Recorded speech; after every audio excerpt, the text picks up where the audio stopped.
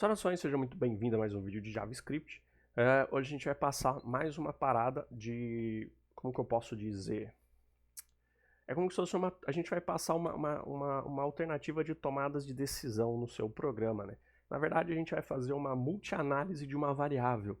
No caso, se a gente for comparar com o if ele é uma análise booleana, onde ele vai analisar se uma determinada situação é verdadeira ou não. Hoje a gente vai ver o switch, que ele simplesmente vai analisar um item, vai analisar um objeto e um valor, uma variável, e dependendo do valor que aquela variável tiver, ele vai jogar para fazer uma ação e vai encerrar, tá? Então, na prática, vocês vão ver que é bem simples. Uma coisa que eu quero passar também, tem um vídeo nessa série que ela chama Classes.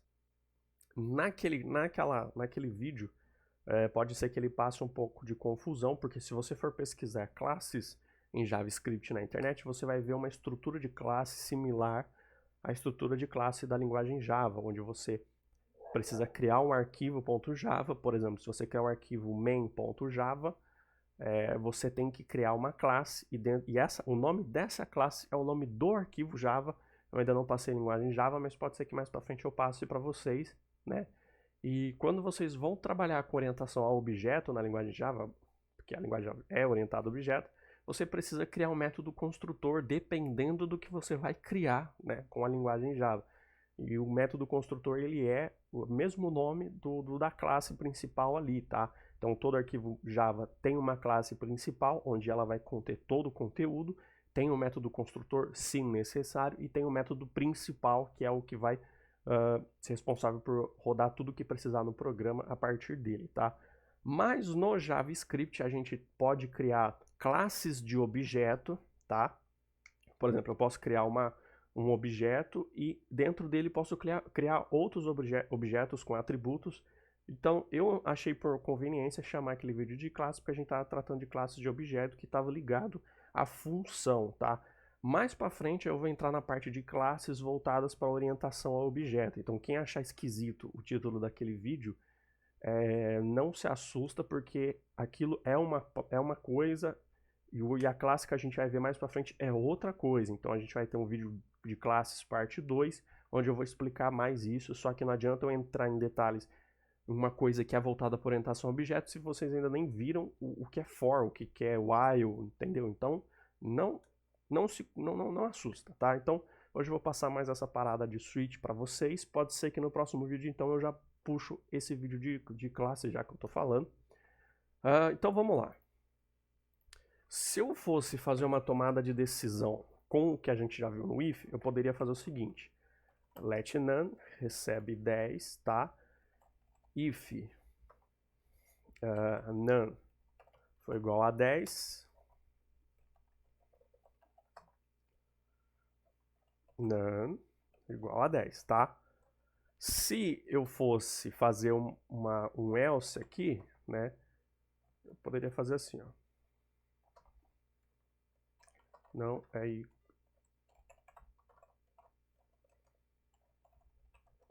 tá? Isso aqui é um if else, vocês já viram isso aqui é uma parada bem básica.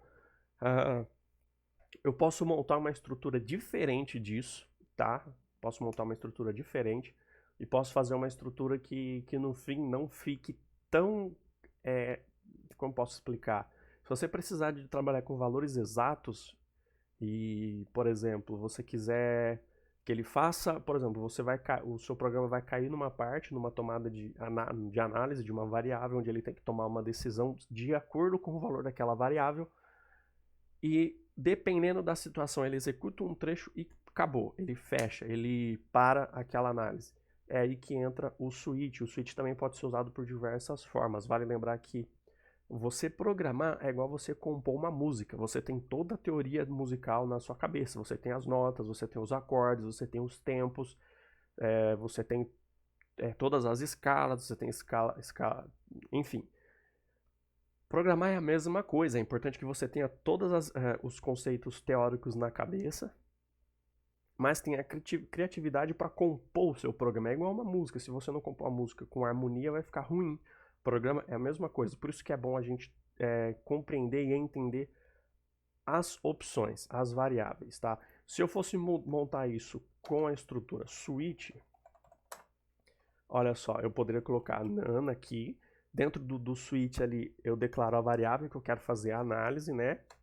Caso for 10, ó.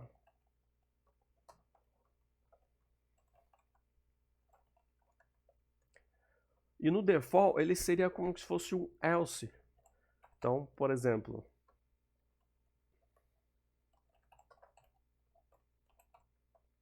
então olha só. Aqui, deixa eu separar isso aqui. Ó, aqui no let eu estou criando uma variável none. Aqui no if, olha só que legal, ele está fazendo o quê? Se none for igual a 10, ele vai imprimir aqui, ó, o número igual a 10. Então eu vou até colocar aqui assim, ó, if não é igual a 10. Ó, if não é igual a 10. Switch, valor igual a 10.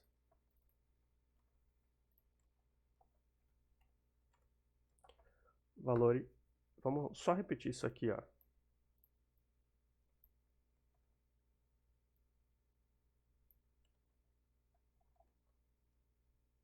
Tá? Então, olha só.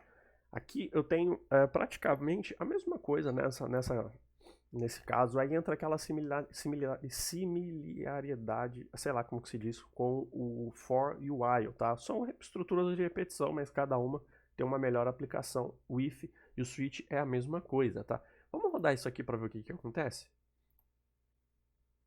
Olha só. If, né, número igual a 10. Switch, valor igual a 10, tá? Eu coloquei valor aqui, mas a gente pode colocar, ó, none igual a 10. Aqui, ó. None. Oh, meu Deus. Não é igual a 10. Então aqui, vamos jogar um none aqui, ó. Tá?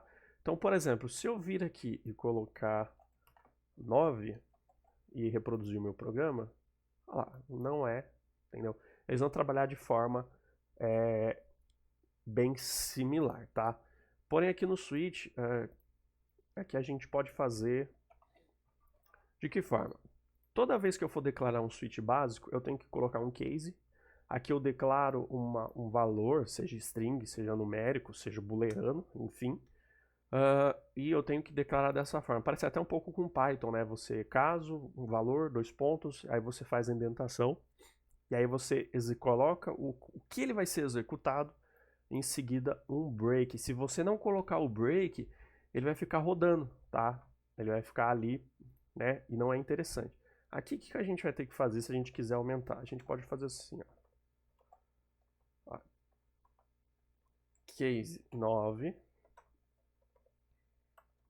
Aqui entra o meu código, ó.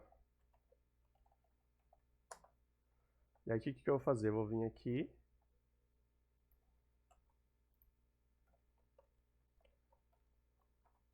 Eu vou fazer isso aqui com 10 números diferentes, aí eu volto, dá um tempo aí.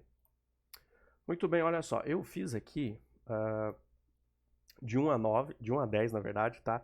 Então eu tenho aqui, ó, eu tenho 10 cases, tá? Cada um correspondente a um valor, a um numeral, a um, né? E cada um vai imprimir aqui, ó, switch não igual a o valor correspondente. Então, aqui, como ele está igual a 9, se eu reproduzir, switch não igual a 9. Se eu mudar para 5, igual a 5. Se eu colocar 0, ó, switch valor 0 ou inválido. Então, assim, caso o valor dessa variável aqui que a gente está analisando dentro do switch, ele não for com nenhum valor correspondente ao que a gente declarou nos cases, ele vai cair no default. Como eu falei, ele é similar ao else, e aí você tem que ter um comando de saída, tá? Por exemplo, diferença com o if. O if você não precisa... Perdão. O if você não precisa do if, quer dizer, do else. Você pode só colocar um if. Se aquela condição for verdadeira, ele faz, senão a vida segue. No caso do case, você precisa do default, tá?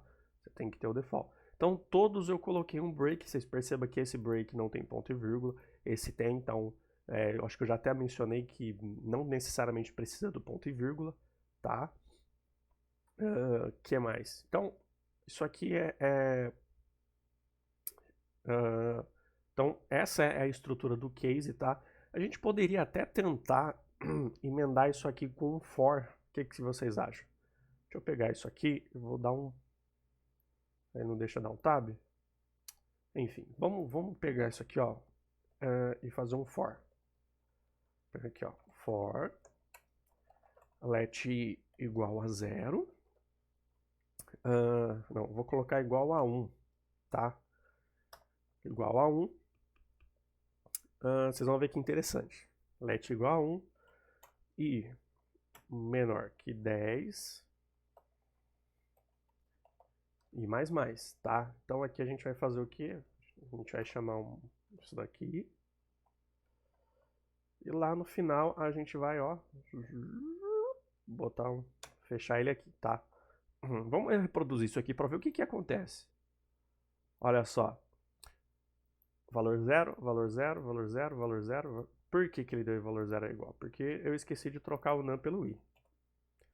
Então eu vou aproveitar e trocar aqui por i.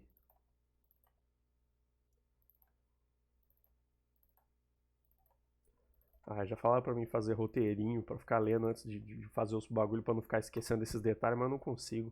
Olha só. Ele reproduziu i igual a 2, igual a 1, 2, 3, 4, 5, 6, 7, igual a 9. Olha só que legal. Por que ele imprimiu isso daqui, ó? Perceba que ele foi percorrendo, ó. Ele percorreu todas as coisas. Então, por exemplo, por que ele não travou o programa por causa do break? Eu ainda não falei de break em continue, mas eu vou falar mais a fundo mais para frente, tá? Mas assim, o que geralmente acontece com o break, tá? Vamos supor que ó, o if tem o valor de 10, caso for o valor de 10, tá? Ele vai imprimir isso aqui e cai no break e termina. Porém, como essa estrutura do switch está dentro de um for, quando isso daqui termina, ele vem para cá, ó. Ele faz esse incremento, depois ele vem para cá e faz essa parte analítica. Enquanto isso daqui não for falso, ele vai ficar reproduzindo.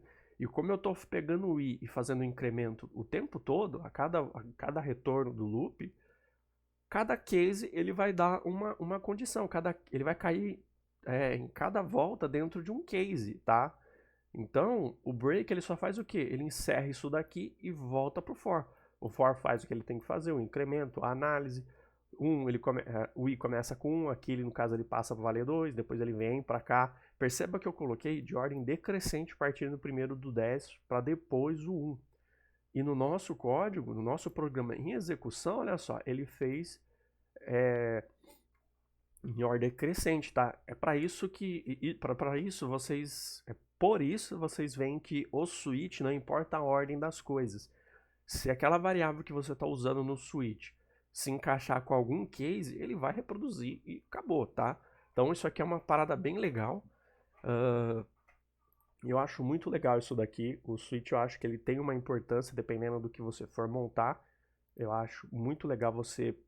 por exemplo, quando você vai criar um programa e você precisa de tomadas de decisão, experimenta fazer ele com if, depois experimenta fazer ele com o switch. Eu acho que isso é interessante porque aí você vai vendo, às vezes vai dar erro, claro que vai dar erro, né? Vai dar um erro aqui, não vai ficar legal ali, aí vocês vão insistindo ali e vocês vão aprendendo com mais clareza aquilo que vocês estão vendo, tá? Então, se eu fosse colocar isso aqui, por exemplo, continue, e aqui eu vou dar o valor de 10, aqui eu vou tirar o... Eu vou tirar o for. Valor de 10, eu vou tirar isso aqui. Olha só, ele vai dar um errinho, tá? Ele vai dar um erro. Se eu tirar os break,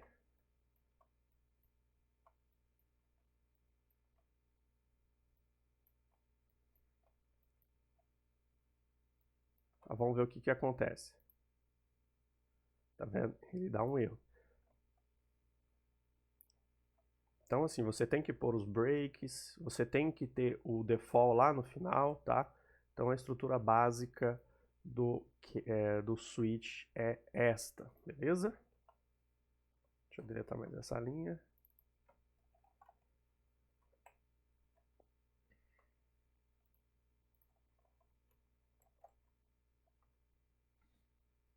O que eu deixei sobrando aqui?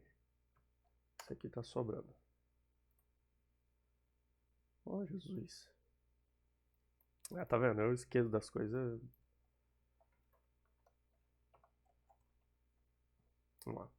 Então, esse aqui é o switch, tá? Espero que você tenha gostado do vídeo, espero que tenha aprendido uma coisa nova hoje. Então, assim, uma outra dica que eu vou dar pra vocês. Eu acho que a série já tá indo pra... Esse aqui é o 12º vídeo, ou 13º, não sei. Vou dar uma dica de ouro. Se você já fez todos os vídeos e você não fez o que eu vou falar, volta do início e vai fazendo. Por exemplo, abre um arquivo novo. Em JavaScript não importa qual que é o nome que vem antes da extensão. Então coloca lá, primeiro vídeo de if, vamos supor. Condicional if, .js, aí você faz uma estrutura de if. No outro, você faz um outro arquivo novo. Else if, faz uma estrutura else if. No outro, funções, faz umas funções. Faça isso, crie um diretório. Eu vou mostrar aqui o que eu faço, ó. Python, olha só a quantidade de arquivos que eu tenho aqui. Isso daqui é o que? Eu já estou fazendo um outro curso de Python. Olha só, estou fazendo um outro curso de Python. Muito dessas coisas que eu já sei de cor, salteado, de olho fechado, com as mãos amarradas, sem teclado com o monitor desligado. Mas eu fui fazendo, ó, classe, lista, comparando string, dictionary, elementos, fatiando lista, for in, for range, função range, in not in. Então, assim, eu fui criando arquivo por arquivo. Cada arquivo eu designei a ter um exemplo de um escopo de função, um exemplo de sintaxe, perdão. E isso vai funcionar para mim como um dicionário direto de sintaxe. Por quê? Porque eu sei que eu esqueço de muitas coisas. Tem gente que tem facilidade para decorar. Se você está aprendendo, duas dicas que eu dei, uma dessas, essa aqui é a segunda dica que eu vou dar.